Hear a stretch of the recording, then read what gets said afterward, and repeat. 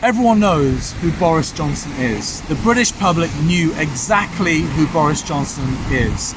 They knew he was a racist. They knew he was an Islamophobe. They knew he was right-wing, yet they voted for him. That is the inescapable conclusion of what happened here tonight. Britain just voted in an Islamophobe, a racist, and they did so happily.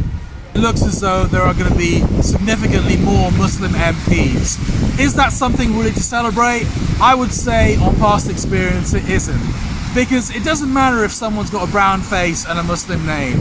It's what they believe, it's what they implement in terms of policies.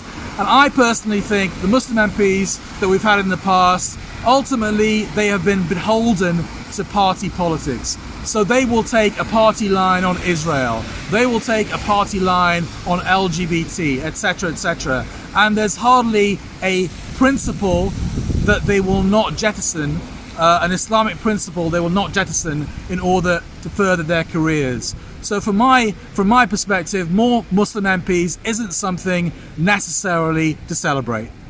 So in terms of where does this leave Muslims now, because we've invested so much in Jeremy Corbyn. Jeremy Corbyn ultimately was the reason why so many Muslims became enfranchised again and started to participate in mainstream party politics after the Tony Blair years when all we got was war, and after the Conservative years when all we got was austerity. Ultimately, Jeremy Corbyn gave Muslims hope to a certain extent.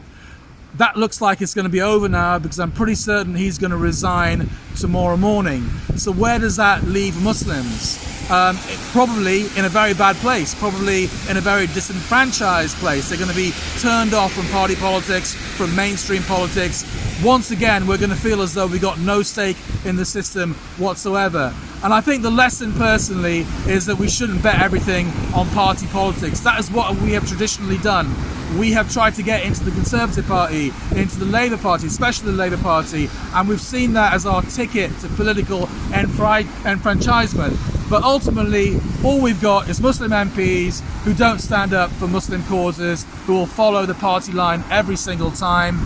And all I can say is that we must now forget about mobilising around elections. We've got to mobilise in between elections. We've got to build a strong Muslim community with independent institutions, self-sufficient institutions that can first and foremost get our own house in order, build a strong Muslim community, and secondly, use that strong Muslim community to lobby the mainstream and to influence the mainstream.